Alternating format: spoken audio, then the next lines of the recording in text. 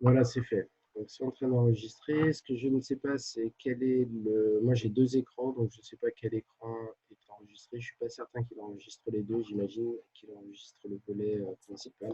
Bah là, on a les mails, du coup, je sais pas. Je pense que c'est l'autre. Non, là, vous avez mes mails, mais c'est mon écran principal, ce qui fait que je trouve un code pour pouvoir prendre le rôle d'administrateur. Voilà. C'est bon, donc j'imagine qu'il enregistre, je pense, l'écran principal de ma session de travail.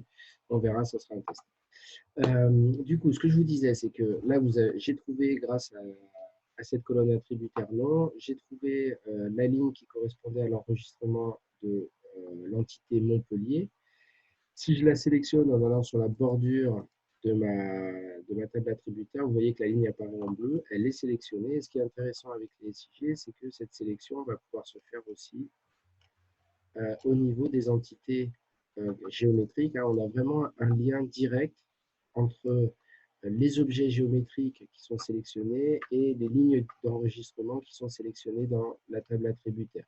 Vous voyez que là, les deux entités sont sélectionnées. On peut imaginer aussi le faire dans l'autre sens, c'est-à-dire que je vais pouvoir ici, par exemple, sélectionner Montouliès et Montoulieu. Voilà, je sélectionne ces deux entités et vous voyez qu'ici apparaissent deux polygones en jaune dans ma couche, que sont les deux communes là que j'ai sélectionnées. Donc ça, c'est vraiment important que vous gardiez en tête, c'est qu'on a un lien étroit entre la partie graphique et la partie attributaire. Ça veut dire qu'à chaque fois que vous allez lancer une action de sélection de façon manuelle et graphique sur les objets dessinés, vous allez avoir la sélection qui va se faire aussi dans la table attributaire. Et inversement, quand vous sélectionnez des éléments dans la table attributaire, vous allez avoir la sélection qui va se faire aussi sur les objets graphiques. Ce qui va vous permettre, par exemple, de sélectionner un ensemble de communes selon un critère, par exemple, de population. Et une fois que ces entités sont sélectionnées, vous pourriez sauvegarder cette sélection dans une nouvelle couche. Et cette sélection et cette sauvegarde va vous permettre de récupérer et les entités graphiques telles qu'elles apparaissent dans la couche d'information et l'ensemble des attributs qui sont stockés dans la table attributaire. Euh, Ici, oui. parce que j'ai vu pour sélectionner, on peut sélectionner justement les centroïdes, l'hydrographie, on se met sur les couches et on peut sélectionner les différentes choses, Oui, objets. oui. Mais est-ce que si par exemple on veut sélectionner par exemple tout le département du centre, plus Alors, les rivières, plus l'eau, tout en fait? alors, si tu veux sélectionner tout, dans ce que tu me dis, tu n'as pas la possibilité de faire. Tu peux t'amuser à sélectionner tous les éléments un à un sur les couches. En fait, l'action de sélection est spécifique à une couche d'information. Si tu veux faire des sélections dans deux couches d'informations, ça veut dire qu'il faut que tu lances deux procédures de sélection. Une première pour sélectionner les objets d'intérêt de la première couche et une deuxième procédure de sélection pour sélectionner les objets d'intérêt dans la deuxième couche. C'est-à-dire que l'action de Ah oui, sélection se fait spécifiquement sur chacune des couches. Si je ok. reviens tout petit peu en arrière dans mon propos, je vous ai dit dans la table attributaire, vous avez donc ici la possibilité de sélectionner manuellement des objets. Okay. C'est intéressant si vous savez tout de suite ce que vous voulez et puis si le tableau n'est pas très grand. Mais comme tu l'as fait remarquer tout à l'heure, rapidement, si on se retrouve avec un grand nombre d'objets dans notre table, on va vouloir avoir un outil plus performant et c'est celui qu'on va avoir ici avec la sélection par expression. Donc cette sélection par expression se base sur ce qu'on appelle le langage SQL, qui est le langage utilisé pour gérer tout ce qui concerne les bases de données. Alors quand je dis base de données, c'est tout ce qui est spécifique au logiciel de base de données. Alors, l'exemple qui peut venir en tête, c'est par exemple les solutions Access de Microsoft, bien que ce soit une solution assez basique et grand public, mais après, ça va être l'ensemble des bases de données qu'on va trouver. Ça peut être Postgre, MySQL et compagnie, donc tout un ensemble de logiciels qui ont un langage spécifique pour sélectionner des enregistrements dans des tables. Et donc, l'idée ici, ça va être d'utiliser ce langage de sélection qui est un langage assez simple à comprendre, qui vont permettre de sélectionner des objets dans une table d'intérêt. Donc ici, on va se baser sur un ensemble de fonctions que vous avez au milieu qui peuvent utiliser des fonctions spécifiques aux chaînes de caractères, aux conditions, etc. Donc, il y a tout un ensemble de fonctions. C'est vraiment très puissant, hein, cet outil. Nous, ce qui nous intéresse, encore une fois, c'est de sélectionner la ville de Montpellier. J'ai regardé dans la table attributaire, je sais qu'il y a un attribut qui s'appelle nom. Donc, si je veux utiliser cette condition de sélection, je vais pouvoir me référer justement aux différents champs que je vais trouver dans la table attributaire. Vous voyez qu'ici, il y a une liste qui reprend l'ensemble des champs. À chaque fois, il me spécifie via le petit symbole ABC 1, 2, 3, 1,2, si c'est des chaînes de caractères ABC, si c'est des entiers naturels 1, 2, 3, et si c'est des valeurs numériques réelles 1,2. Donc moi, ce que je voulais, c'était sélectionner la ville de Montpellier. Donc a priori, je vais me référer au nom, à l'attribut, à la colonne attributaire nom. Je double-clique sur cette entrée. Vous voyez que apparaît dans la fenêtre d'expression le nom du tableau. Alors, je vous conseille de à chaque fois passer par ces éléments pour être sûr que lui, il va après appliquer les éléments de syntaxe qui lui sont nécessaires. Vous voyez qu'ici, le nom des champs apparaît entre guillemets. Et moi, je veux sélectionner les enregistrements dont le nom est égal à Montpellier. Égal, donc ça paraît logique, je veux les lignes dont la valeur du champ nom est égale à, et je cherche Montpellier. Alors, je pourrais taper ici Montpellier. Sauf que, vous voyez que quand je tape Montpellier comme ça, il me dit que l'expression est invalide. Colonne Montpellier, not found. A priori, la façon dont j'ai tapé Montpellier ne lui plaît pas. Donc, vu que vous commencez sur ce logiciel, je vous encourage, mais même après un usage de longue date, à utiliser plutôt, vous voyez que là, il y a le champ nom qui est sélectionné, et là, je vais lui demander au logiciel de me sortir l'ensemble des valeurs différentes qu'il va trouver dans la table, qui va me permettre ici de dire, bah oui, effectivement, moi, je voudrais la valeur Montpellier, et je vais double-cliquer ici sur Montpellier, et vous voyez que, en fait, la valeur qui est recherchée doit être tapée d'une certaine façon, c'est-à-dire qu'elle doit être entourée par ce qu'on appelle des simples côtes. Alors ici, c'est des doubles guillemets, et puis là, c'est un simple guillemet. Ce simple guillemet, normalement, ça doit correspondre à la touche 4 de votre clavier d'ordinateur. C'est l'apostrophe, en fait, qui est utilisé ici pour encadrer des chaînes de caractères qu'on chercherait. Vous voyez que quand j'ai tapé Montpellier de cette façon, ici en bas, tout à l'heure, si j'enlève le dernier guillemet, il me dit l'expression est invalide. Ça veut dire que là, il y a une erreur de syntaxe qui ne pourra pas faire tourner la procédure de sélection. Dès que je rajoute ce guillemet, il me dit que c'est bon. Alors, il me dit que l'aperçu du résultat est égal à 0. Il faut savoir ici que ça veut dire qu'il applique, pour tester la syntaxe de l'expression de sélection, il applique cette requête SQL sur la première ligne d'enregistrement. Et le résultat d'une requête SQL, c'est un résultat binaire. Oui, cet enregistrement répond aux critères attendus, ou non, il n'y répond pas. Là, le résultat est non, il n'y répond pas, puisque la valeur de sortie est 0. Si le premier enregistrement avait été la ville de Montpellier, j'aurais eu un 1 ici à la place du 0. Mais ce que moi je recherche, c'est à faire disparaître l'expression est invalide qui apparaît en rouge. Si je fais ça, je vais pouvoir, en cliquant sur le bouton ici, sélectionner les entités. Vous voyez que la ligne de Montpellier ici est sélectionnée. Alors, là, ça sélectionne un seul objet. Mais je peux aussi lui demander de me sélectionner des enregistrements numériques. Donc, par exemple, population totale du recensement de 2006, dont la valeur est supérieure, par exemple, à 3000. Je cherche à identifier, ou 2000. Je cherche à identifier toutes les communes dont la valeur est supérieure à 2000. Alors, attendez, je vois qu'il y a de la conversation. C'est ce que j'ai fait. Bonjour.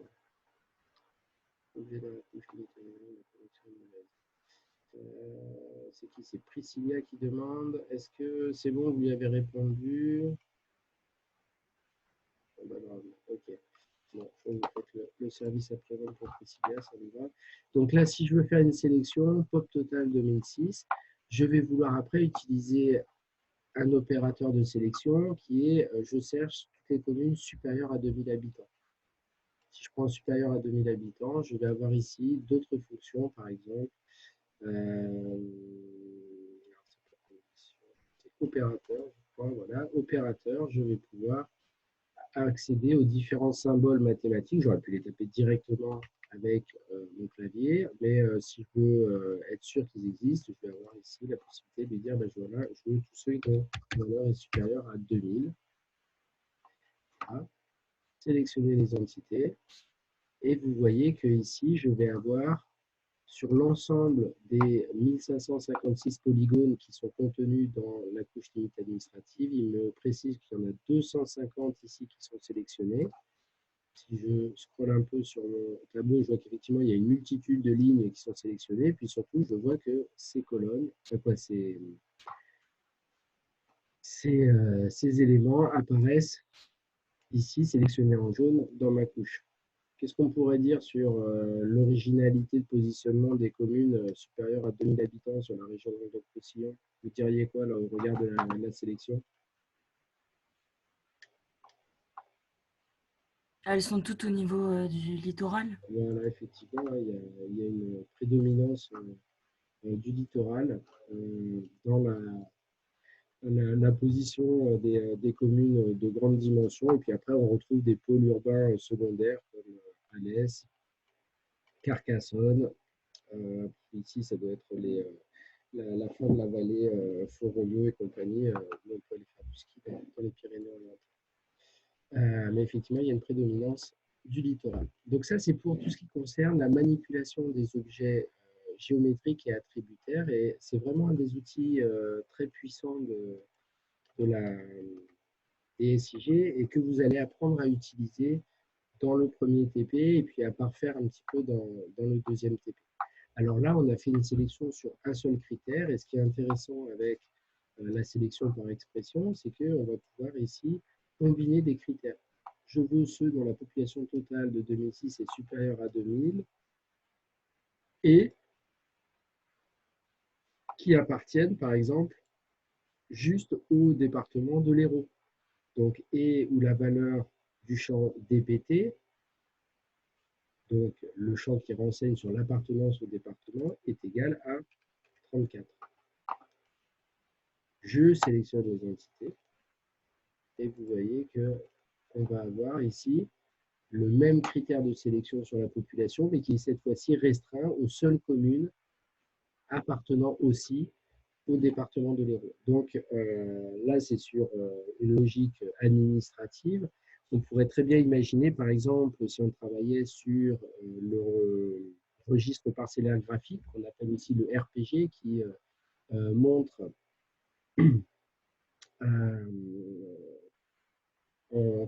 si on montre l'ensemble des parcelles culturales d'une année culturelle donnée dans une couche d'information, on pourrait très bien sélectionner toutes celles dont la culture majoritaire de l'année est par exemple du blé et dont la surface est supérieure à telle surface, si tant est que ces deux informations sont bien contenues dans la table attributaire. Ok, est-ce que vous avez des questions là, sur ces éléments de sélection et sur ces fonctions qu'encore une fois, vous allez revenir dessus plusieurs fois hein, dans le TP, dans le premier TP, dans le deuxième TP, puisque c'est ce qui va vous permettre un petit peu de manipuler en fait les objets. Soit on fait des sélections graphiques, soit on fait des sélections basées sur le critère, sur des critères attributaires, comme on pourrait le faire avec une base de données classique. Alors, vous avez aussi ici des outils de sélection manuels. Comme par exemple ici, je vais pouvoir sélectionner des entités à la main, une entité, faire un carré de sélection. J'ai plusieurs outils en fonction. Je peux sélectionner selon un rayon. Voilà, donc vous voyez là. Question. Oui. En fait, ma table des attributs, elle s'affiche pas comme sous forme de tableau. Alors, ok. Si je reviens sur la table attributaire, ici vous avez deux modes d'affichage. Vous avez un mode filtre, qui est celui-ci. Donc, je pense que Oui, c'est comme voilà. ça que s'affiche la tienne. Et si tu veux revenir à un affichage plus classique, c'est ici que tu dois cliquer tout en bas à droite. Vous avez les deux modes, soit un affichage type formulaire, soit type tableau classique, comme vous auriez avec un tableau. Autre élément aussi qui est important et qui peut vous dépanner, ici, je vous ai dit le plus important, un des éléments importants, c'est le volet couche que vous avez ici dans votre fenêtre principale. Il se peut, suite à une mauvaise manip, que ce volet couche disparaisse. Et là, on est complètement perdu, on ne sait plus où on habite. Si vous souhaitez le faire réapparaître, vous passez par Vue. Tout en bas, vous avez une entrée panneau et vous rebiffez panneau couche pour qu'il soit réinséré dans votre menu principal. C'est bon ça? Oui, merci. Voilà. Donc, Monsieur, oui. juste comment on fait pour recentrer la carte parce que j'ai fait une fausse manip et Ok. Alors, je suis dans QGIS. J'ai fait une manip. Par exemple, à un moment, j'avais la fenêtre zoom. J'ai zoomé un endroit et ma page est vide et je ne sais plus où j'habite. Alors, on peut s'amuser à dézoomer. Ça peut être long et ça peut être très laborieux. Un outil très simple pour se recentrer, en fait, c'est d'utiliser les outils de zoom. Alors ici, tout en haut, sous les menus déroulants, vous avez par exemple ce premier outil avec la loupe et les flèches qui vont vous permettre de zoomer sur l'emprise totale de votre projet. Si je clique dessus, je reviens sur l'ensemble de mes couches. OK ? Si je rezoome, on se remet dans une configuration où je suis perdu, je ne sais plus où j'habite, je peux aussi sélectionner sur une couche en particulier, c'est-à-dire celle qui est sélectionnée dans le volet couche. Là, j'ai limite administrative qui est sélectionnée. Si je clique là-dessus, il va se recentrer sur limite administrative. Je peux aussi zoomer spécifiquement sur l'objet sélectionné de la couche active, donc celle qui apparaît en bleu dans le volet couche. J'ai limite administrative ici. Je zoome sur la petite loupe avec le carré jaune et vous voyez qu'il va se focaliser sur l'objet sélectionné qui apparaît en jaune.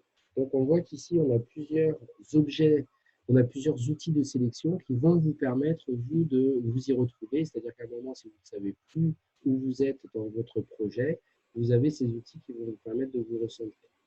Ici vous avez des petites flèches aussi qui vous permettent de passer d'un niveau de zoom à un autre si à un moment vous avez fait une mauvaise manip. Est-ce que ça répond à ta question?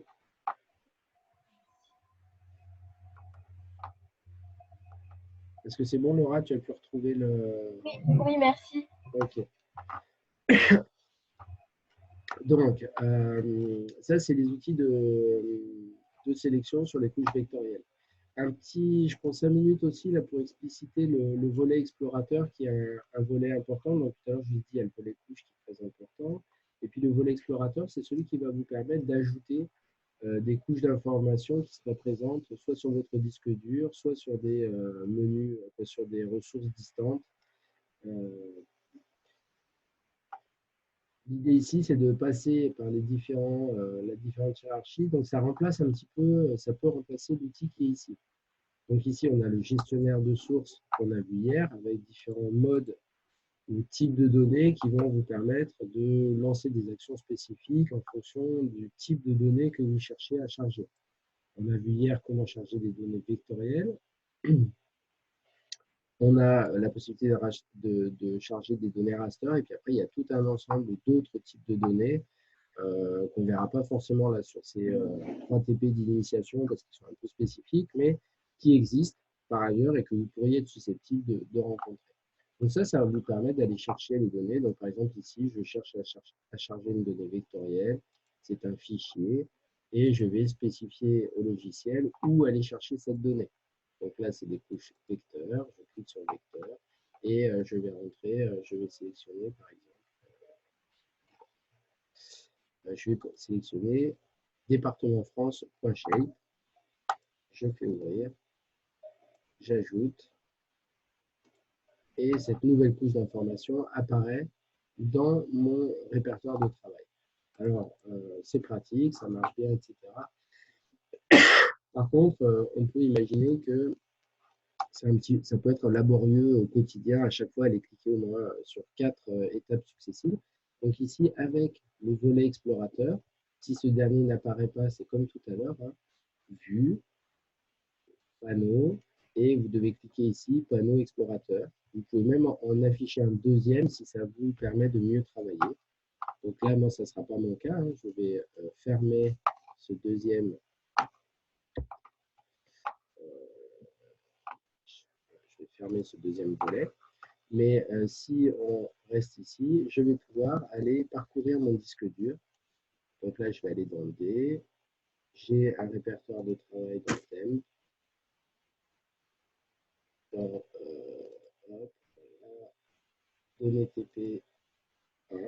J'ai mes couches vecteurs qui apparaissent. Et quand je clique là-dessus, vous voyez qu'il va vous lister et appliquer un espèce de filtre pour ne faire apparaître que les couches dont il connaît l'appartenance au domaine du vecteur.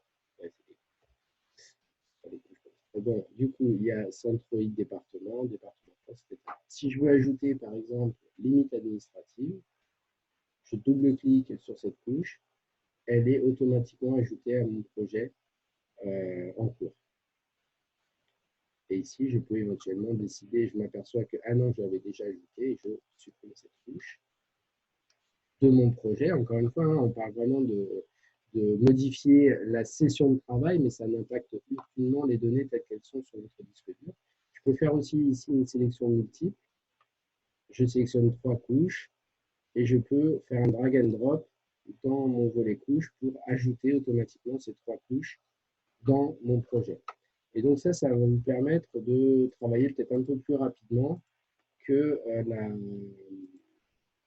que le fait de passer par j'ajoute des données, je spécifie que c'est du vecteur, etc. Vous avez déjà en fait un espèce de filtre qui est fait sur vos répertoires de travail tels qu'ils apparaissent dans le volet explorateur. Dans notre session de travail, par exemple, on va, pour ce premier TP, travailler régulièrement avec tout ce qui se situe dans données SIG TP1. Donc finalement, ce répertoire, ça va être mon répertoire privilégié de travail. Je peux sélectionner ce répertoire, cliquer bouton droit, préciser que je l'ajoute à ce qu'ils appellent les marque-pages. Je fais ajouter aux marque-pages. Et vous allez voir comme ça apparaître. C'est intéressant quand on a une arborescence un petit peu foisonnante, comme c'est un peu le cas sur mon disque dur. Je vois que finalement, j'ai ici un petit volet de mes favoris, on va dire, qui apparaissent.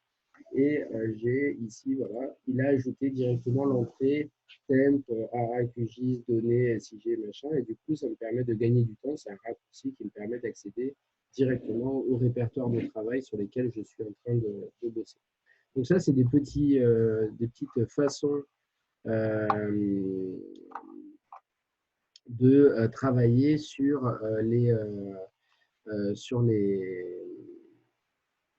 de gagner du temps quant à l'ajout ou pas de couches d'information. Ce qui est intéressant avec ce volet explorateur, c'est qu'en plus, vous avez des préfiltrages et n'apparaissent que les informations importantes. Par exemple, ici, vous voyez que dans couche vecteur, je ne vois apparaître que centroid.shape, département France.shape, etc. Si je regarde sur mon explorateur Windows, les mêmes couches d'informations qui sont relatives à un shapefile, vous voyez qu'elles sont constituées de 1, 2, 3, 4, 5, 6 fichiers numériques différents avec des extensions différentes et qui sont nécessaires pour faire tourner et rendre fonctionnel ce shapefile. Donc on retrouve bien le SHP pour shapefile centroiddpt.shp qui apparaît ici dans mon explorateur. Mais par contre, l'explorateur se contente juste de faire apparaître cette ligne parce que c'est l'information d'intérêt. Alors qu'ici, je vais voir tous les fichiers qui composent qui sont nécessaires pour le bon fonctionnement du shapefile. On voit aussi qu'ici, il y a un petit symbole avec une espèce de patate. Donc, ça représente les couches d'information de type vecteur, de type vectoriel. Et puis, les données de type raster vont apparaître avec, encore une fois, ce symbole en tableau d'échecs pour représenter les ensembles de pixels qui constituent mon plan raster ou mon image.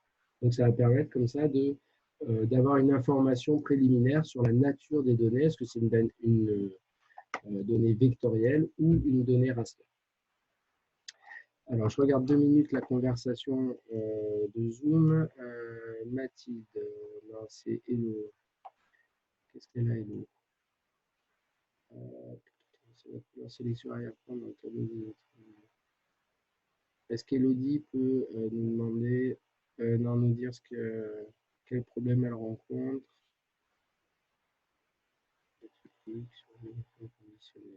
Ok, donc vous êtes déjà à la page 18, là c'est déjà avancé. Est-ce que pour ceux qui commençaient ou qui avaient des questions un petit peu là sur la logique organisationnelle du logiciel, vous avez des questions spécifiques au regard de ce que je vous ai, de ce que je viens de vous dire? Vu que je suis un peu sorti de la trame de la fiche TP1, est-ce qu'il y a des éléments sur lesquels vous auriez des questions particulières? Pour l'instant, du coup, on avait juste à insérer les 4 couches là en SHP. Voilà, donc là c'est ce que je vous ai montré. Vous avez soit la possibilité de passer par ici, d'aller les chercher et de dire je prends Centroid Shape, département France en appuyant sur la touche contrôle pour faire une multisélection, contrôle de votre clavier. Donc si je fais ça, il va me lister les 4 chiffres, les 4 couches. Je fais ouvrir et il va me les rajouter dans mon projet. Ou je passe ici, en fermant ça, ou je passe ici par le volet explorateur et je vais récupérer ces couches et les ajouter à mon projet. D'accord. Et ça correspond à la page 7 du... Alors attends, parce que je ne suis pas du tout. Il y a Zoom qui est devant.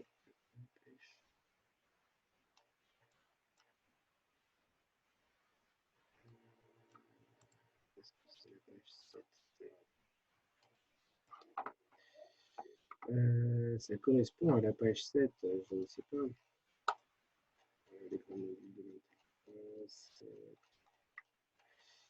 Oui, ça correspond à la page 7, tout à fait. 7-8, au haut de la page 8. C'est ça? Oui, je crois que c'est ça. Voilà, donc après, une fois que vous avez chargé des couches d'information, il y a la notion 3.2, sauvegarde d'un projet de travail. Donc, ce qu'on appelle un projet de travail en SIG, c'est l'état d'avancement de votre session de travail. Donc ici, on imagine que je viens de réaliser quelque chose d'important dans ma session de travail et j'ai envie de m'assurer que QGIS en gardera trace. Je vais pouvoir ici utiliser projet enregistrer sous ou enregistrer pour spécifier le nom de mon projet et sa localisation sur mon disque dur. Et ça va me permettre d'enregistrer au fur et à mesure de mes sessions de travail l'état d'avancement de mon projet en cliquant aussi sur la petite disquette qui est le troisième bouton de la barre d'outils. Alors, pourquoi enregistrer votre projet régulièrement? QGIS, c'est un logiciel gratuit, hein, qui est un logiciel libre et qui parfois bug. Donc, il se fige, il se bloque et vous serez parfois obligé de recommencer, donc c'est-à-dire de l'éteindre de façon un peu brutale et de recommencer votre session de travail.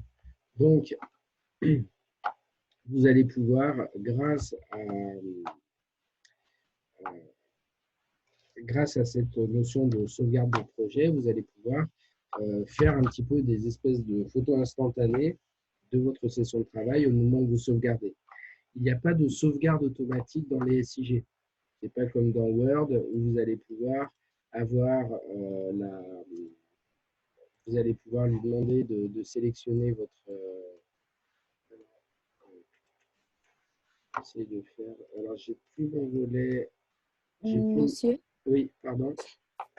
mais si par exemple, là, on veut sauver notre session comme elle est, pour après, genre une prochaine fois, travailler sur cette session, mais ouvrir une autre session. Je ne sais pas comment expliquer. Genre, si jamais on fait quelque chose de faux, on a toujours la première version. Là, si je sauvegarde, là, je viens de sauvegarder. Si je peux imaginer que pour une raison X ou Y, j'ai besoin de faire autre chose qui n'a rien à voir avec ce TP. Je peux cliquer sur Nouveau projet. Voilà, donc il me repropose une page blanche. où je vais pouvoir aller charger des couches d'informations. Alors, on était là, avec les couches vecteurs, et je vais charger les limites administratives dans mon projet. Voilà. Là, je suis sur un nouveau projet. Hein. Tu vois ici que c'est un projet sans titre pour l'instant. Donc, une fois que j'ai fait ça, je peux lui demander projet sans titre, tu vas me l'enregistrer sous. Tu vas me l'enregistrer sous. Je vais mettre dans un fichier temporaire encore. Test projet IRC. Voilà. Donc ça, c'est mon projet IRC. Je fais 3 trucs, je modifie la couleur, bref, on s'en fout. J'ai fini de faire ce que j'avais à faire. Il faut que je revienne sur mon projet précédent. Là, je peux aller sur projet, ouvrir un projet récent et puis lancer. Donc, ça doit être celui-ci. Et je lui demande de me réouvrir le projet antérieur. Et vous voyez que je vais retrouver exactement ma session de travail telle qu'elle apparaissait au moment de la sauvegarde. Ah ouais, merci. Donc, la notion de projet, elle est primordiale parce que à chaque fois que vous allez enregistrer un fichier, etc., faire des modifications qui sont importantes, prenez l'habitude de sauvegarder votre projet pour être sûr, si le logiciel QGIS bug, de ne pas devoir refaire 10 minutes, un quart d'heure ou 20 minutes de manipulation depuis votre dernière sauvegarde. Un fichier projet de QGIS, c'est uniquement un fichier, alors c'est un fichier texte un peu avec un langage un peu particulier, mais c'est juste un fichier texte qui résume au logiciel comment est agencée la session de travail au moment de la sauvegarde. Donc là, le logiciel, il a besoin de savoir quoi? Il a besoin de savoir quelles sont les couches qui étaient actives et affichées au moment de la dernière sauvegarde. Donc, il me dit, par exemple, il a une information dans ce fichier projet qui lui dit qu'il y avait bien la couche hydrographique qui était chargée, que c'était la 4e couche dans son projet et que cette couche hydrographie se situe à tel endroit de mon disque dur. Donc, c'est ce qui va lui permettre, au moment où je lui demande d'ouvrir ce projet, de lire toutes ces informations et d'aller charger les différentes informations qui étaient présentes dans ce projet pour les réafficher telles qu'elles apparaissaient au moment de la dernière sauvegarde. En rien, le fichier projet contient les données sur lesquelles vous travaillez. D'accord? Ce n'est pas du tout un fichier qui... c'est pas du tout un élément qui contient les données. Donc, une erreur qui peut être fréquente, c'est qu'on confonde le projet QGIS et les données qui sont contenues dans ce projet. Le projet QGIS, c'est juste un petit fichier texte qui décrit au logiciel QGIS l'état de la session au moment de la sauvegarde. Et du coup, ça serait une erreur de penser qu'en récupérant ce petit fichier, vous avez aussi toutes les données associées. Là, c'est juste un fichier descriptif qui donne l'état d'agencement de l'information dans votre session de travail, mais qui ne contient pas du tout les données. Si vous souhaitez archiver un projet ou transférer ces données sur une clé USB, par exemple, il va falloir que vous fassiez attention à récupérer et le fichier projet QGIS, si vous voulez récupérer votre session telle qu'elle était à la dernière sauvegarde, et l'ensemble des couches d'informations que vous avez utilisées dans votre projet qui se situent à tel ou tel endroit de votre disque dur. Est-ce que c'est clair ça?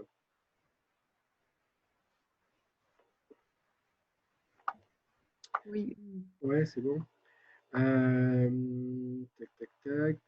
Voilà. Donc, je vous encourage, vu que QGIS bug quand même de temps en temps, à régulièrement sauvegarder votre projet pour ne pas être trop dégoûté quand le logiciel va inopinément se fermer et vous faire perdre les différentes actions que vous auriez menées sur vos données depuis la dernière sauvegarde. Il suffit de cliquer encore une fois sur la petite disquette ici pour faire cette sauvegarde. Ok, si on continue, tac, tac, tac, propriété de votre nouveau projet, onglet général, donc ça c'est le projet. Donc on est d'accord, ce qui est important de garder en tête, c'est que si vous voulez lancer des actions sur des couches d'informations particulières, il faut bien qu'elles soient sélectionnées ici et vous allez souvent rentrer par le bouton droit de la souris pour accéder à des actions spécifiques à cette couche. Zoomer sur la couche par exemple, et une fonction qui correspondrait au petit icône en haut, zoom sur la couche qu'on a vu tout à l'heure.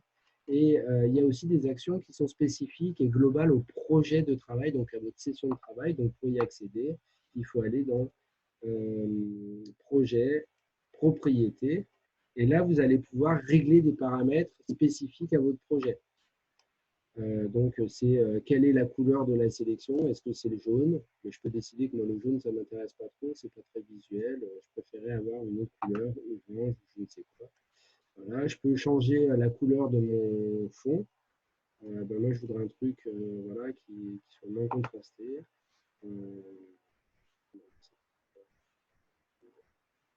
Voilà, et vous voyez que ça change la couleur de mon fond d'écran. Donc ça peut être des éléments que je vais solliciter pour améliorer mes conditions de travail au quotidien. Après, je vais avoir des informations sur ce qui concerne les métadonnées. Donc, pour tout le monde, hein, les métadonnées, c'est la donnée qui caractérise la donnée. Donc, c'est l'information qui informe sur la nature de l'information. Donc, c'est tout un ensemble de champs qu'on peut remplir pour dire qui est, est-ce que ce titre, est-ce que ce projet a un titre, quelle est sa catégorie, donc via des mots-clés. Je peux décrire avec un ensemble de mots-clés le contenu de ce projet, etc. Donc ça va être intéressant pour des gens qui vont travailler régulièrement avec QGIS et qui ont besoin un petit peu d'archiver correctement leur session de travail pour pouvoir après les retrouver par ailleurs, ou c'est dans des structures qui travailleraient à plusieurs sur des mêmes jeux de données. Ça pourrait permettre de gagner du temps. Qui en est le propriétaire, qui allait voir si on a des questions, etc. SCR, ça concerne les systèmes de coordonnées. Style par défaut, c'est des informations. Voilà, donc vous voyez que quand vous chargez la couche d'information, une couche d'information, il y a un symbole par défaut, généralement qui est moche. Et là, vous allez pouvoir éventuellement modifier le symbole associé à des lignes, le symbole associé à du remplissage, à des palettes de couleurs, etc. Donc, ça veut dire qu'à chaque fois que je vais charger une couche d'information de type surfacique, donc de type polygone, et que ici je modifie les caractéristiques du remplissage, bah, au lieu que ce soit des couleurs aléatoires, par exemple, bah, ça sera systématiquement du bleu si je choisis cette option. Voilà, donc ça, c'est des éléments qui vont vous permettre de customiser un peu votre session de travail, mais qui seront spécifiques à l'ensemble du projet, puisqu'on est rentré par le menu projet. Tout ce qui est spécifique à une couche d'information en particulier, on va y accéder par le menu couche. Ça paraît assez logique. Et puis après, on va avoir tout ce qui concerne les outils spécifiques aux vecteurs, donc aux données de type vectoriel, ou aux données de type raster. Donc ici, on va avoir un ensemble de fonctions qu'on va pouvoir appliquer à des couches d'information de type raster ou de type vectoriel et qui seront nécessaires pour gérer les couches, faire des extraits d'informations qui nous intéresseraient ou éventuellement pouvoir faire de l'analyse spatiale en réalisant des opérations d'intersection, etc. sur nos couches. Alors, si je reviens à la fiche TP, page 9, on a les outils de visualisation. Donc, c'est ce qu'on a expliqué, ce que j'ai expliqué tout à l'heure, hein, tout ce qui concerne les outils de zoom, de modification d'étendue de mes couches d'information qui vont m'être utiles hein, vraiment au quotidien pour pouvoir me déplacer et me localiser dans ma session de travail. Pas trop revenir là-dessus. Il y a les histoires. Hein. L'échelle cartographique. Je pense qu'ici, vous avez vu que vous aviez en bas l'échelle. Vous pouvez, via des menus déroulants, sélectionner une échelle particulière qui aurait été pré-rentrée dans la liste, d'ailleurs, qui doit se retrouver dans le projet, je pense, propriété.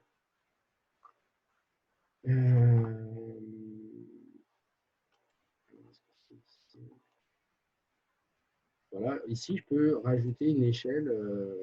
Je peux lui dire, ben, moi, j'aimerais avoir une échelle particulière parce que c'est celle avec laquelle je travaille. C'est une échelle du 1 5300. Non, les 53 000, ça sera plus. Voilà. Donc, c'est une valeur complètement bizarre, mais que je peux rentrer et normalement, elle devrait apparaître ici. Voilà. Donc là, je vais pouvoir lui dire, ben, je veux afficher systématiquement mes données avec cette échelle. Je vais le modifier parce que du coup, ça resterait quand même drastiquement ma liste.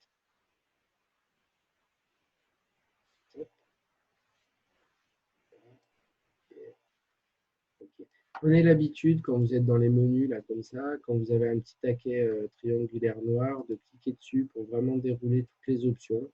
quitte à rien faire, hein, mais déjà juste voir de quoi il en ressort et s'il n'y a pas un élément qui pourrait être celui que vous recherchez. Donc ici, avec l'échelle, vous allez pouvoir lui dire, ben, moi je veux afficher au 1 250 millième, par exemple. Et puis, vous pouvez aussi vouloir sélectionner, dire, ben non, moi je veux du 25 millième, 1, 2, 3, et vous rentrez vous-même la valeur à la main et cliquez dessus pour faire apparaître l'échelle souhaitée. Et bien sûr, vous pouvez après, en cliquant sur le cadenas ici, bloquer l'échelle, c'est-à-dire que vous n'avez plus de capacité. J'allais dire, il n'y a plus de possibilité de faire des zooms, mais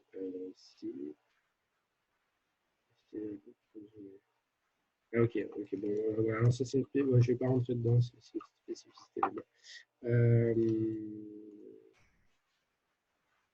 Voilà. Est-ce que, donc là on a la page 10 du TP. Il y avait une question Oui. pour les coordonnées Oui, de Mélissandre, justement. Mais on en avait parlé hier que quand on insérait des coordonnées, alors, on c'est vrai que là, centrait l'endroit, mais on n'arrivait pas à effectivement. savoir. Alors, c'est vrai qu'il n'y a pas d'outils qui vous permettent de faire apparaître un point, etc. Ça vous permet juste de centrer l'objet. Donc là, la coordonnée qui est rentrée ici, c'est la coordonnée de mon curseur hein, qui évolue. Et effectivement, si je rentre une valeur ici, ça va être la valeur de la zone centrale de ma zone d'affichage, ce qui va correspondre plus ou moins au centre de ma main. Mais c'est vrai que je n'ai pas d'outil qui me permet de faire apparaître par un croisillon la localisation de ce point d'intérêt. Alors, je pensais hier, quand je vous en ai parlé, parce que c'est ce qui se passait dans une précédente version, que cet élément-là, l'outil saisie de coordonnées, permettait de faire apparaître le point dans la vue, et en fait, ce n'est pas le cas. Donc, moi, ce que je vous conseille quand vous faites ça, quand vous utilisez ça, c'est de choisir une grande échelle, c'est-à-dire par exemple le 5 millième, qui est très zoomé, entre guillemets. Et là, quand vous cliquez sur cet objet, quand vous modifiez les valeurs ici, vous pouvez être sûr à cette échelle-là que l'objet de votre intérêt sera centré sur votre vue. Et après, rien ne vous empêche d'utiliser un bouton de sélection, par exemple, et de sélectionner cet objet. Et vous voyez que vous êtes sûr qu'il sera sélectionné. Est-ce que ça répond à peu près à vos questions? Donc là, par rapport à la question qui vous était posée dans la fiche TP à la page 10, tout en bas, là où il y a une capture d'écran avec des polygones violets, l'idée, effectivement, c'est de sélectionner, d'être suffisamment proche d'un objet pour pouvoir après être sûr que c'est bien celui-ci qu'on souhaite sélectionner, donc d'adapter le niveau de zoom. Et puis après, vous avez cet outil ici qui est aussi très important en données vectorielles, mais dans un SIG, c'est qui va permettre à l'utilisateur de récupérer des informations relatives à l'ensemble des enregistrements attributaires qui se rattachent à cet objet. Donc ça veut dire que quand vous cliquez sur le point, sur cet outil information, il va récupérer les informations de l'objet que vous avez cliqué relative à la couche active du volet couche ici. Donc là, c'est toujours limite administrative qui est actif. Donc, ce n'est pas forcément celle qui est visible, hein, c'est-à-dire que ici, vous voyez qu'on a limite administrative qui est au-dessus. J'ai département de France qui est au-dessus, qui n'est pas affiché, hein, que je peux afficher éventuellement comme ça. Vous voyez. Si je mets département de France comme couche active, que j'utilise le i, si je clique là, en fait, il va me faire apparaître l'ensemble des informations relatives à la couche département de France, même si ce n'est pas, qui apparaît ici en rouge, alors que la couche département de France n'est pas active. Si je l'affiche, vous voyez que ça correspond bien à ça correspond bien au détourage du département du Gard, tel que je l'avais cliqué avant. Donc ça, c'est un outil vraiment précieux parce que ça va vous permettre d'explorer régulièrement vos données et de voir dans cette fenêtre résultat de l'identification quelles sont les caractéristiques de cet enregistrement et d'avoir un extrait de la table attributaire, c'est-à-dire toutes les informations contenu dans la table attributaire pour cet enregistrement proprement dit. Mais ça ne s'activera que sur la couche qui est active ici dans le volet couche. Si j'en sélectionne deux, si j'en sélectionne deux, il va strictement rien faire. Il va sélectionner la dernière couche sélectionnée, donc limite administrative. Donc il n'y a vraiment que la possibilité d'appliquer cet outil sur un objet de la couche qui est sélectionnée à gauche. Est-ce que ça vous va, ça, comme info? Alors, ah oui, et sinon, comme il est en train de faire, dit Marie à tout le monde, à la nuit, est-ce que ça répond à votre question là, sur ces éléments de... Donc, souvent, ce qu'il faut garder en tête, hein, c'est que on va être amené en session de travail à questionner l'information qu'on manipule et à essayer de comprendre comment elle est structurée et quelles sont les caractéristiques des objets. Un bon moyen de le faire, c'est d'utiliser ce petit i pour dire « Ah bah oui, tiens, qu'est-ce que c'est là? Qu'est-ce que c'est ça? Qu'est-ce que c'est ça ?» Si je veux connaître l'hydrographie et savoir quel est le nom de ce cours d'eau ici en particulier, je peux sélectionner ce tronçon ici, qui apparaît en rouge, et je vois avec l'extrait de sa table attributaire que c'est un tronçon du fleuve Lèze, qui est le fleuve qui passe dans Montpellier et qui arrive à l'embouchure au niveau de Palavas. Je reprends la table. Alors, si je reviens sur la fiche TP, en 3.6, il y a les signets spatiaux. Donc ça, c'est un petit peu comme le principe de la vue. Ça va vous permettre ici, dans vue, d'enregistrer. Donc ici, vous avez... ah oui, alors il y a quelqu'un qui, dans le fil de conversation, là, qui parlait des infobulles. Ici, il y a les infobulles. Je peux aussi activer les infobulles. Ce qui est intéressant, c'est que quand je m'arrête sur un objet, limite administrative, par exemple, je sélectionne administrative, vous voyez qu'apparaît ici une partie de la nature de l'enregistrement. Voilà, et qui va me permettre de voir par exemple que c'est Pompignan, Claret, etc. Alors pourquoi cet objet, pourquoi cet attribut non plutôt qu'un autre? Ben ça, encore une fois, on va se référer aux propriétés de la couche limite administrative. Et on a un onglet Infobulle ici. Et vous voyez que par défaut, c'est le nom qui s'affiche. Mais j'aurais pu demander d'afficher, par exemple, la population totale de 2006. Je fais appliquer. OK. Et là, vous voyez que quand je vais cliquer là, il va me ressortir. Alors, c'est chiant parce que la main est juste au-dessus. Alors, on va zoomer un peu plus. C'est pratique. Là, c'est un petit bug. Là, si je fais ça, non, c'est pareil. On voit un extrait de l'information. Donc, ça peut permettre de gagner un petit peu plus de temps. Moi, personnellement, je trouve que le temps d'affichage de l'infobulle est un peu long et du coup, ça perd un peu de son intérêt. Mais ça peut être une façon intéressante d'aussi avoir une information juste par le survol des objets d'intérêt. Dans vue, ici, vous avez la possibilité donc de sélectionner ou d'enregistrer des points d'intérêt. On imagine que je suis sur un projet. Alors moi, on imagine que je travaille dans une boîte qui fait du conseil cartographique sur l'ensemble du département de l'Hérault. Actuellement, j'ai deux projets en cours. J'en ai un qui se situe plutôt au nord du département.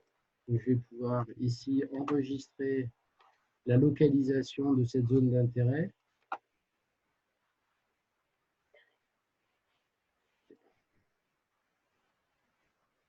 Donc là, je vais avoir la possibilité de faire vue et faire New Spatial Bookmark. Donc, si je fais ça, je vais pouvoir lui dire que je vais enregistrer un nouveau signet. Donc, ça va être nord.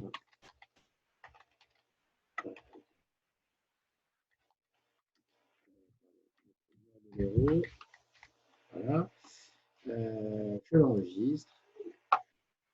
Et puis, j'ai aussi un super projet au sud du département. Donc par ici, je vais sélectionner pareil, ici, créer un nouveau bookmark, ça va être sud du département. Alors j'ai mis héros tout à l'heure.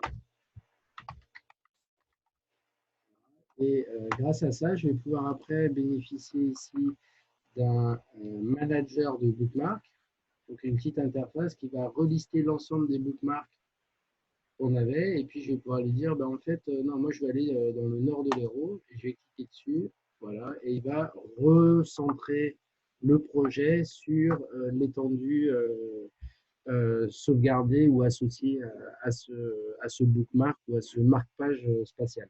Voilà. Donc ça, c'est intéressant si vous avez encore une fois des éléments d'intérêt, ou si vous travaillez sur des placettes écologiques, par exemple, que vous en avez pléthore et qu'il faut régulièrement aller se focaliser dessus, ça peut vous permettre de gagner un peu du temps plutôt que de chercher à tâtons à chaque fois où zoomer. Voilà, donc ça, c'est des petits gadgets de confort de travail. Voilà, si on revient sur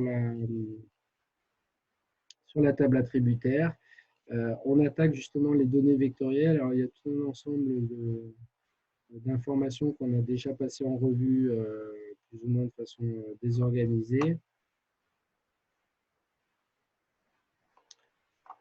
Ok, voilà, qui vont vous permettre, encore une fois, donc l'idée là, c'est de revenir un peu sur la notion de c'est une couche. Cette couche, si je clique bouton droit, j'accède à un volet propriété et j'accède ici à l'ensemble de l'interface qui vont permettre de modifier les propriétés de cette couche d'information vectorielle. Je vais accéder à des informations via l'onglet information, genre le nom de la couche, sa localisation sur le disque dur, le nombre d'entités, donc le nombre de polygones compris dans cette couche d'information, des informations statistiques, des descriptions de champs, etc.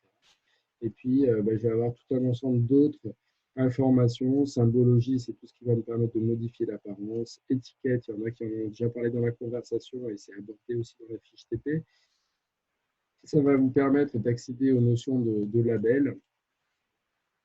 Je vais pouvoir rajouter par exemple une étiquette simple qui serait le nom des communes. Donc chaque polygone va maintenant avoir le nom de ces communes. Alors vous voyez que ça peut être plus ou moins pertinent d'un point de vue visuel, mais ça peut permettre de gagner du temps quand on ne connaît pas la nature des objets, etc.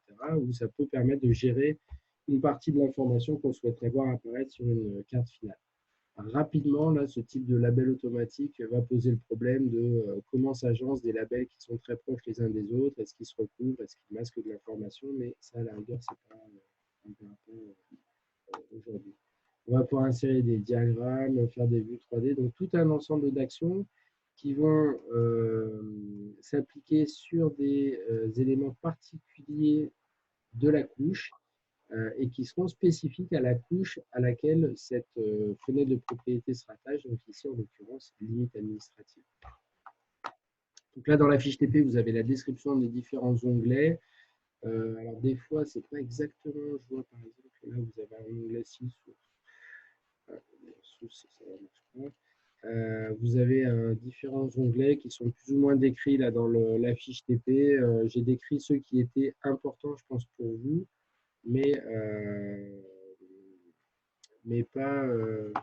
Alors, pour Chachou-Nive, c'est couche qu'il faut sélectionner dans Vue panneau si tu veux faire réapparaître le volet couche. Voilà, donc là, vous avez un ensemble d'éléments et c'est relativement bien décrit dans la fiche TP, donc je ne vais pas vraiment revenir dessus. Et après, vous avez un peu tout ce que je viens de vous expliquer de façon décousue là, dans mon monologue là, depuis tout à l'heure. Je reviens un peu sur la liaison entre données graphiques et données attributaires. Encore une fois, c'est vraiment un aspect important du SIG. Hein, c'est ce qui va faire la différence entre un SIG et juste un logiciel de base de données où vous n'auriez que la partie attributaire sur laquelle vous pourriez avoir des actions. Là, vous allez vraiment pouvoir agir et sur les éléments graphiques et géométriques et sur les éléments attributaires. Donc, c'est vraiment une particularité intéressante de cet outil.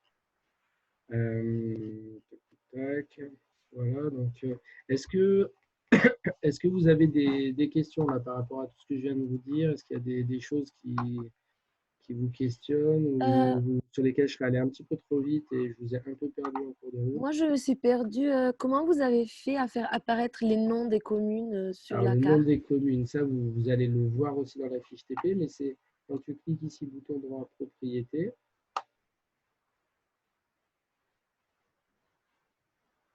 tu vois apparaître ici étiquette. Et là, il va falloir, par défaut, c'est pas d'étiquette. OK? Donc là, tu vas dire, bah, si je veux une étiquette, et tu vas devoir forcément lui spécifier quel est le champ ou la colonne attributaire ou le champ attributaire sur lequel tu vas t'appuyer pour faire apparaître l'information qui t'intéresse. Donc moi, par défaut, j'ai pris le nom, puisque là, c'est les communes. Ça aurait très bien pu être, je vais faire apparaître la population totale de 2006, par exemple. Si je fais ça, tu vas voir qu'on va voir apparaître la population des villes plutôt que leur nom. Et puis après, mais ça, je vous le montre aussi en TP, vous avez la possibilité éventuellement ici de construire ce qu'on appelle une expression, et ça peut être une association de plusieurs informations. Par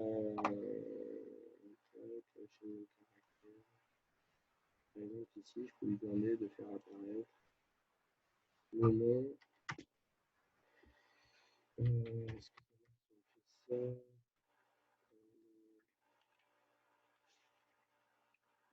Bon, c'est une syntaxe un petit peu plus compliquée qui va demander de concaténer des choses, etc. Mais je peux éventuellement créer ma propre étiquette un peu plus complexe qui va combiner des différents champs que je vais pouvoir trouver dans la table attributaire de la couche sur laquelle je suis en train de travailler. Ça, je vous en donne des exemples dans la fiche TP. Merci. Je peux aussi modifier, tu vois qu'ici par défaut c'est du texte noir, je peux modifier par exemple, insérer un tampon. Un tampon, c'est un petit liseré de couleur qui va apparaître autour des étiquettes qui vont améliorer leur visualisation. Tu vois, là, j'ai fait apparaître un petit liseré blanc autour des étiquettes et ça va faciliter la lisibilité de l'information présente sur la carte. Donc là, il y a tout un ensemble de paramètres aussi ici qui vont jouer sur l'arrière-plan. Je peux afficher un fond qui va me permettre de surcharger ou pas mes étiquettes et qui sont plus ou moins faciles à paramétrer. Mais tu vois qu'à chaque fois, ce logiciel va te permettre d'aller assez loin dans le peaufinage de la façon dont est gérée l'information à l'écran et au final dans la carte que tu arriveras à produire à partir de ces données. Donc, ce qu'il faut que vous soyez conscient que il faut partir de l'idée que vous allez pouvoir tout faire avec ce logiciel. Et après, certaines actions seront compliquées à mettre en place parce que ça demande une certaine expertise et une connaissance fine du logiciel et puis d'aller un peu dans des menus assez labyrinthiques. Mais partez de l'idée que tout est possible avec ces logiciels. Et puis après, il y a certaines actions qui sont possibles mais compliquées à faire et puis d'autres qui sont relativement simples à mettre en œuvre. Monsieur, j'ai une question concernant les... comment ça s'appelle? Les vasteurs? Non, c'est pas ça. Je sais plus le nom. Les rasters. Les rasters, voilà. Comment ça se fait que quand j'ouvre les trois, j'ai le spot 5 et le scan 25 que je vois apparaître?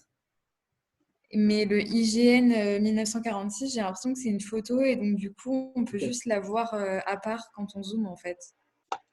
Zoom sur la couche IGN. Alors tu vois qu'ici, moi je l'affiche et puis elle n'apparaît pas parce qu'elle est cachée par les autres couches. Donc là, je la remonte. Bah moi, je l'ai remontée tout en haut, enfin au-dessus des autres couches, mais je la vois pas apparaître. Elle n'apparaît pas ici. Donc là, c'est une photographie aérienne que j'ai glissée dans votre pile de couches et qui représente la ville de Montpellier donc en 1946. Pour info, vous avez le Pérou et l'Agro. Donc, vous voyez, donc vous, comme ceux qui sont dans la résidence des étudiants, les hameaux, le hameau des étudiants, c'est quelque chose qui est à peu près situé par là, dans les friches. Donc, voilà, 1946, l'Agro était hors de la ville, comme on peut le voir sur la photo. Alors, pourquoi ça n'apparaît pas sur ta donnée? peut-être que tu n'as pas chargé la bonne couche. Est-ce que quand tu cliques dessus, c'est bien, ça pointe bien vers le fichier IGN 1946.jpg? Oui. Mais en fait, j'arrive à la voir, Ah, ok. mais Elle est j'arrive pas... que à la voir si je fais un clic droit et zoomer sur la couche. Et en fait, ça me la fait apparaître Ah, péta ou au milieu de rien, quoi. Ok, donc supprime cette couche de Ok. ton projet. Donc pour la supprimer, tu cliques bouton droit et tu dis supprimer la Mhm. couche. Oui. Je la supprime, ok. Et donc maintenant, tu retournes dans je rajoute des rasters. Ouais. Je vais chercher des rasters. Et ici, je remonte dans le répertoire couche image. Et j'ai 1946. Donc, il faut prendre le premier fichier. Mais est-ce que tu vois bien apparaître les autres fichiers aussi? Oui. OVR, XML et Mais compagnie. j'ai juste pris le premier. Tu prends que le premier. Si tu fais ouvrir, ajouter. Ah, mais attends, c'est qui me parle, Emeline? Tu as quelle version du logiciel? Je sais pas, QGIS 3? D'accord, ok. Parce que 3.12? Non. ok, Euh, d'accord. Et je donc là, crois. c'est toujours situé loin des couches d'information, là? C'est toujours dans la pampa? Bah, en fait, je la vois pas. Je vois, donc j'ai mis mon spot 5 Ouais, en dessous. Après, j'ai mis mon scan 25. ouais. Et après, j'ai mis IGN 1946 au-dessus. Et en fait, elle est pas Ok. au-dessus, quoi. Alors, si tu fais propriété ici de la couche hygiène 1946 Ouais, propriété. et que tu vas dans source, Ah ouais, 2154. Ok. alors justement, c'est pas Ah, 2154. C'est une petite subtilité du jeu de données, c'est que là, ce n'est pas une donnée en 2154, justement, c'est une donnée qui est dans un autre système de projection qui n'est plus utilisé, mais qui était le système de projection et de coordonnées officielles en France il y a encore quelques années, qui s'appelle le Lambert Zone 2. Donc, Lambert 2. est-ce que tu vois dans l'onglet source, si Mhm. l'information ici correspond à EPSG égale 2154, c'est le cas? Ouais, bah ouais, parce qu'en fait, c'est ce que Voilà. j'avais mis. D'accord, non, non, mais il n'y a pas de souci. Donc là, tu cliques sur la petite map monde qui est à droite avec le chapeau Mhm. chinois là. Et dans filtre en haut là, dans la fenêtre qui s'ouvre, qui va ressembler à peu près à ce que j'ai à l'écran, même si on n'a pas exactement la même version, tu tapes NTF. NTF. Voilà, pour une nouvelle triangulation française. C'est juste Ok. un. Voilà. Et du coup, là, tu regardes dans la liste de tous les SCR qui contiennent ce mot-clé. Tu vois, il y en a quand même une pléthore. Ouais, il y en a quand même pas mal. Mhm. Il y en a un qui s'appelle NTF Lambert Zone 2 et dont le code de PSG est 27572. Alors, si tu connais déjà cette info, au lieu de taper NTF, tu peux taper 27572. 27 572. Voilà. Ok. Donc, voilà, tu sélectionnes Lambert Zone 2 pour que ce soit le système de coordonnées qui soit associé à cette couche d'information, parce que c'est la réalité, et tu fais appliquer. Et normalement, maintenant, si tu fais zoom sur la couche, elle doit se situer correctement au niveau du Pérou et de la zone d'emprise décrite par cette image. Et ça doit être conforme et concordant d'un point de vue spatial avec les données fournies par Spot. Non, ça fonctionne pas. C'est EPSG 27572, NTF Paris, Lambert zone 2. Voilà. J'applique OK. Ok. Mais ouais, quand je zoome, il me le met nulle part. Enfin, je vois cette photo, mais Ok. Est-ce que tu m'autorises à prendre la main sur ton ordinateur? oui, je sais pas comment on Alors, fait par contre. ben, ça, c'est moi qui vais le faire, ne t'inquiète pas. Par contre, attends, c'est Emeline hein, qui me parle. Oui. Ok. Ok. Hop, c'est bon. Donc, alors, je ne sais pas exactement comment ça marche aussi. Alors, normalement, tu dois avoir un petit message qui te demande d'accepter que je prenne la main sur ton écran. Il n'y a pas une petite interface dans Zoom là, qui te dit est-ce que tu veux bien laisser Nicolas prendre la main sur ton écran? Je vais regarder. Alors, Pas mince alors.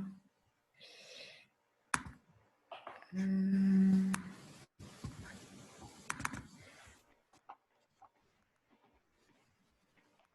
Je vois pas où ça peut être. Moi, je vois, vous êtes au contrôle de l'écran de Nicolas Deveau. Ouais, alors du coup, là, on a fait le contraire. Stop, t'arrêtes, faut pas te bouger dans tous les sens, parce que Pardon. c'est toi maintenant qui as le contrôle de mon écran. Emeline est au contrôle de votre écran, donc c'est pas du tout ce que je voulais. Donc, hop, abandonner le contrôle. Alors, j'ai dû faire une mauvaise manip. Ah, pardon. Ok, en fait, non, ça a fait complètement l'inverse de ce que je voulais. Pourquoi je ne peux pas prendre la main sur mon écran, contrôle à distance?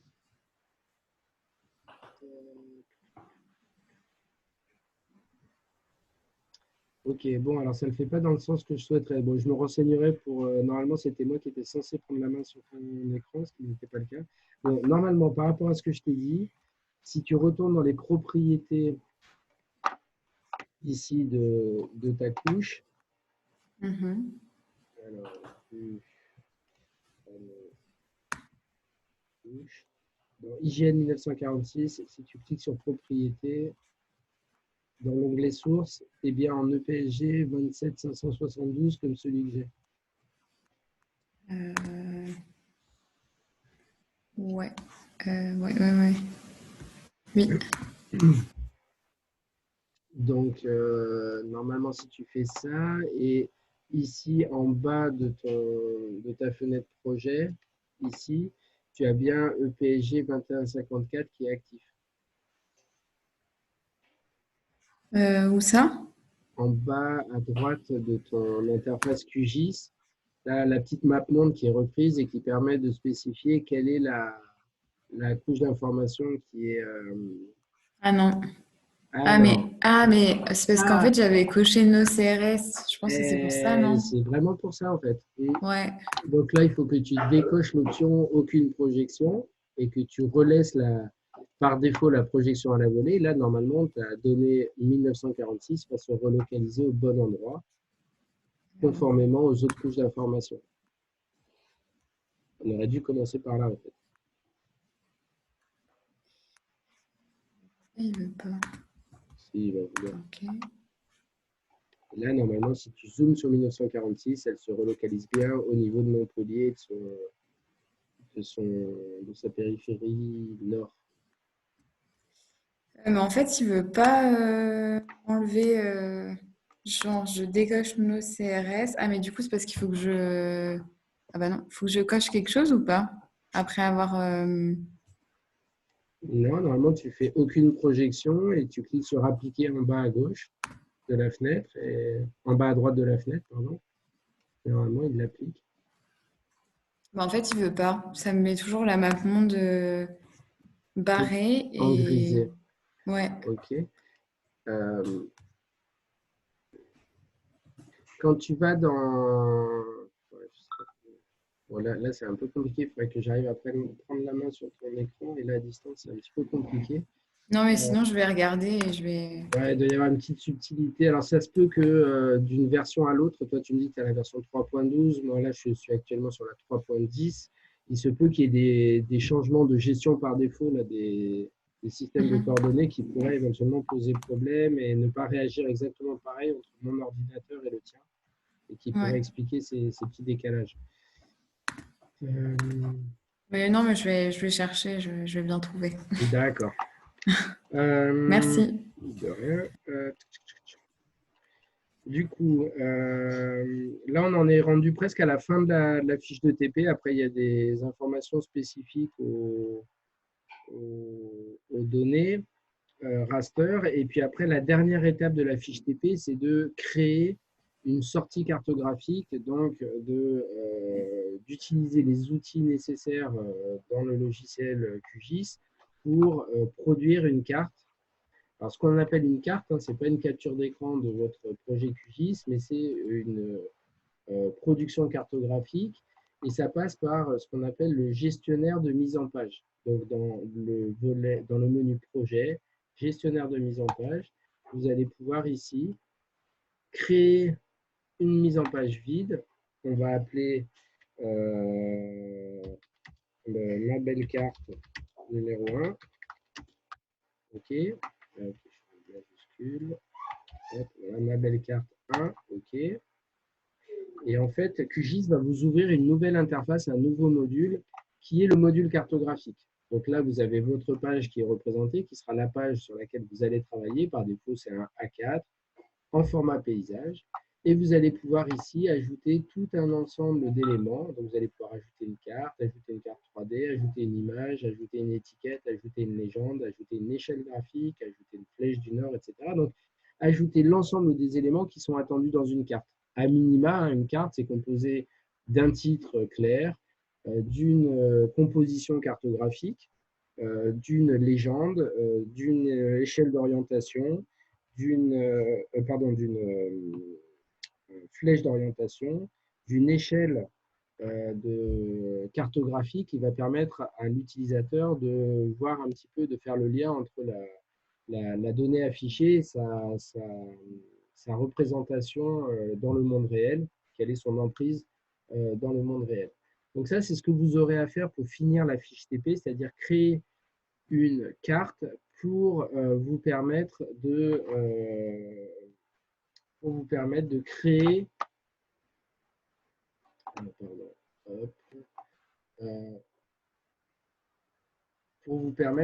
une sortie cartographique telle que ce que vous seriez amené à insérer dans une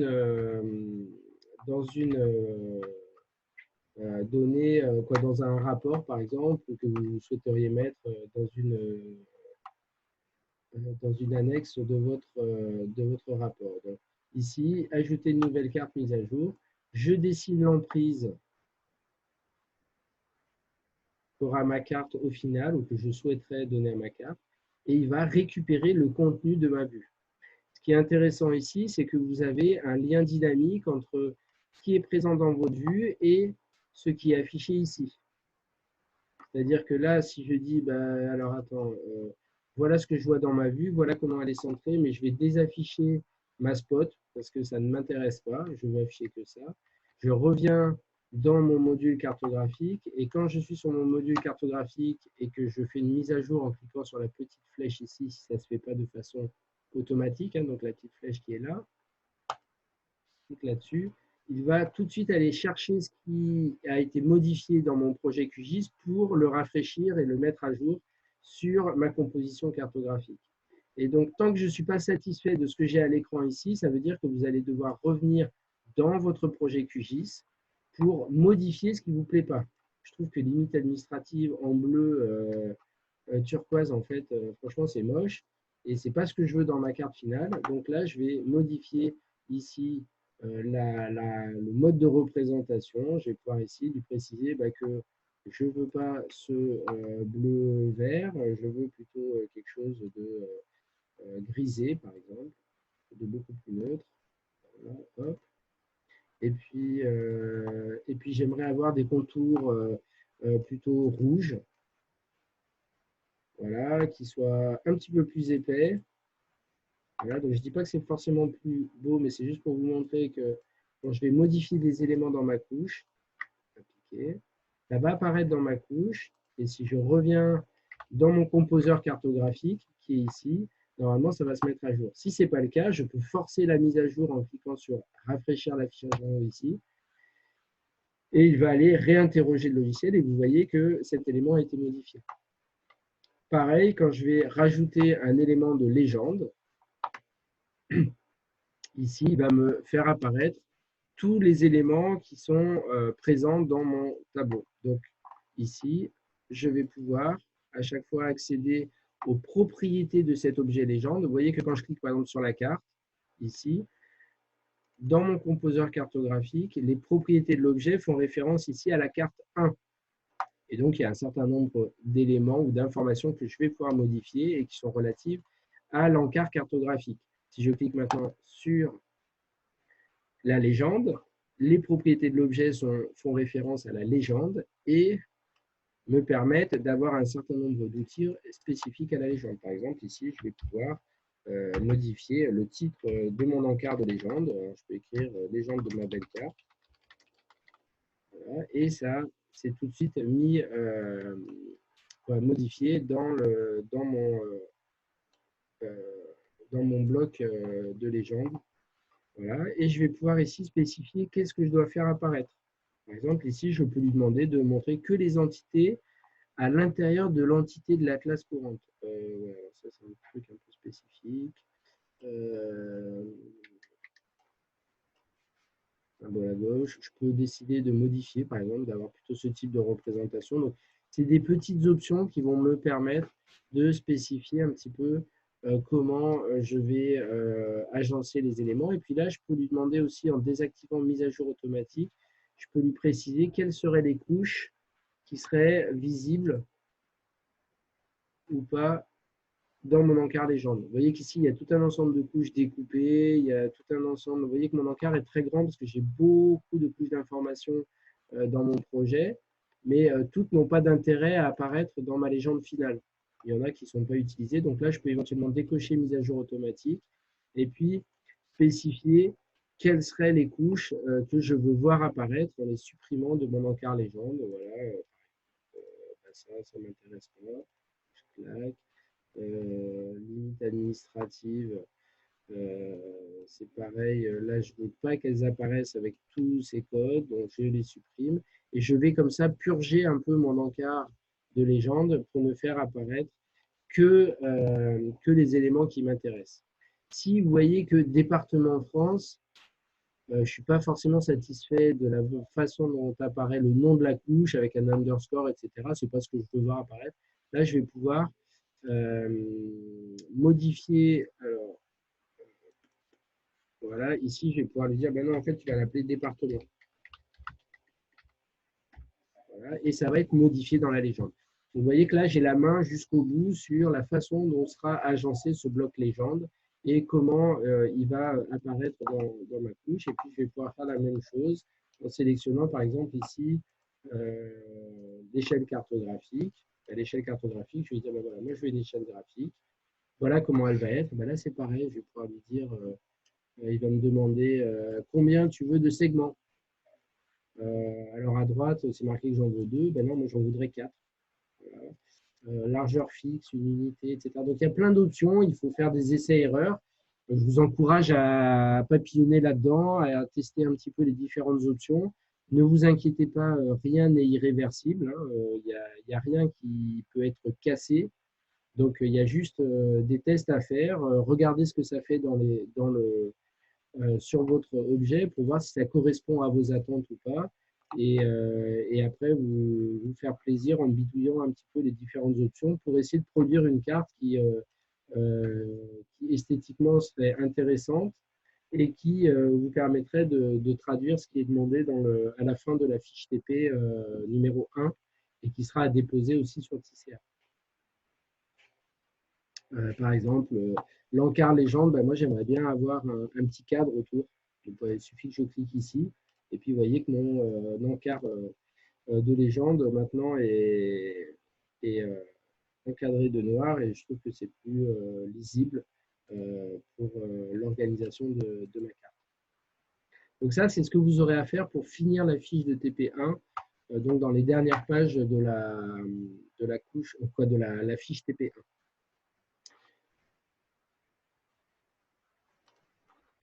Est-ce que vous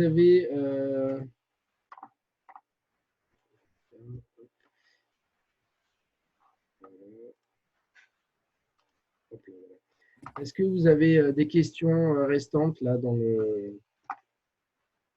par rapport à tout ce que je viens de vous raconter et de vous dire? Est-ce qu'il y a des éléments sur lesquels vous avez vraiment des interrogations? Là, je pense que c'est un peu le moment que vous repreniez la main sur votre fiche TP et que vous essayez de la finaliser en autonomie, entre guillemets, au regard de tout ce que j'ai pu vous dire ce matin, pour pouvoir aussi prendre la main un petit peu sur sur le logiciel, que ça aille un petit peu moins vite par contre que ce que je vous ai montré, hein, que vous preniez le temps d'aller cliquer, de dérouler des menus, de dire ah bah tiens si je clique sur ce bouton qu'est-ce qui se passe, etc. Encore une fois, rien n'est irréversible. Des fois vous allez vous retrouver dans des configurations un peu bizarres, mais normalement vous pouvez toujours revenir en arrière, donc il n'y aura pas de soucis. J'ai réussi finalement Ah, tu à vois, faire apparaître. Et en fait, il fallait juste cocher. Donc, il fallait que je décoche nos nos SCR. S, voilà, Ouais. et que je sélectionne le EPS Ah, pardon, 2154. effectivement. Il faut aussi lui sélectionner donc quand tu sélectionnes que tu désélectionnes aucune projection, il faut quand même lui spécifier a priori lequel sera quand même utilisé par défaut dans ton projet. Effectivement. J'avais oublié Voilà. ce petit détail. Pas de souci. Merci. Ok, de rien. Est-ce que les autres, est-ce que vous avez des questions spécifiques par rapport à tout ce que j'ai pu raconter? Est-ce qu'il y a des choses qui vous bloquent actuellement sur votre session de travail? Moi, j'ai une question. Oui. Pour ajouter un champ, est-ce que c'est normal que j'ai sur mon onglet longueur à la place de largeur? Ah oui. Ah, mais alors attends, je suis en train de réaliser que j'ai pas fait la truc. Alors, je vous propose, les questions que vous posez là, ça fait appel à des questions qui m'ont été posées la semaine dernière par des étudiants de première année. J'ai fait des modifications dans la fiche TP, mais je m'aperçois, là, je suis en train de me dire que le, le transfert des données sur TCA s'est fait avant ces changements. Donc, ce que je vous propose, c'est qu'une fois que j'aurai fini la session, là, je vais changer la fiche TP1, je vais la mettre à jour et je vous encourage à aller chercher cette nouvelle fiche TP1.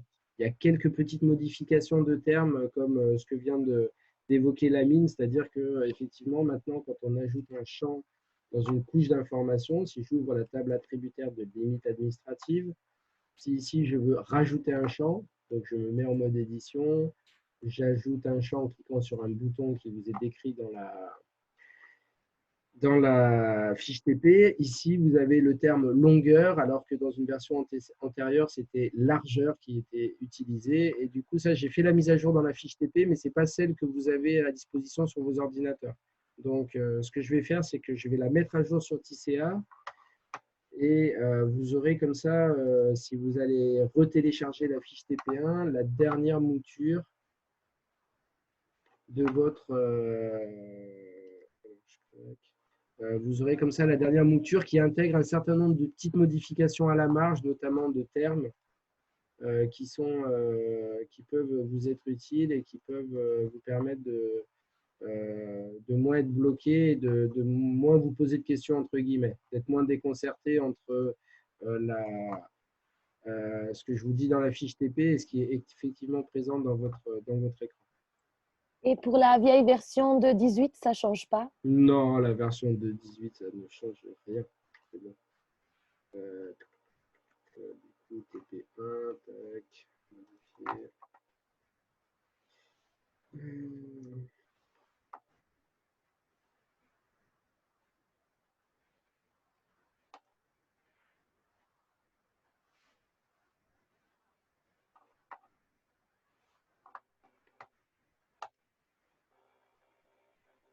Voilà, donc là, je suis en train de faire la mise à jour. Normalement, là, il y a la dernière mouture, la dernière version de la fiche TP avec ces petits ajustements de termes. Et notamment la fin de la fiche TP qui est un petit peu plus descriptive sur la façon de mener à bien la... Voilà.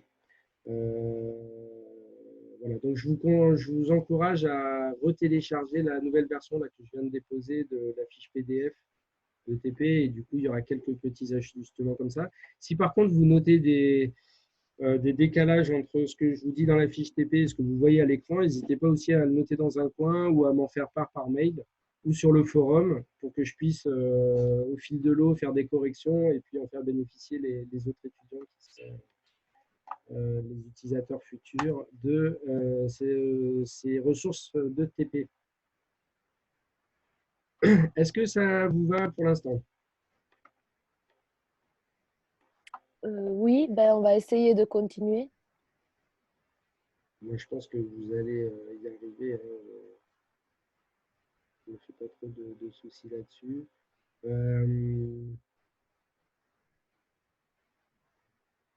Et on convient de se retrouver tout à l'heure à 16 h. Oui. Oui, Ok, encore une fois, je reste contactable par mail, mais privilégiez plutôt le forum si vous avez des questions. Comme ça, un petit peu comme ce que vous venez de faire avec la conversation de groupe Zoom, ça permet d'échanger sur un problème trouvé et puis éventuellement de faire bénéficier à tout à chacun la solution que vous proposez.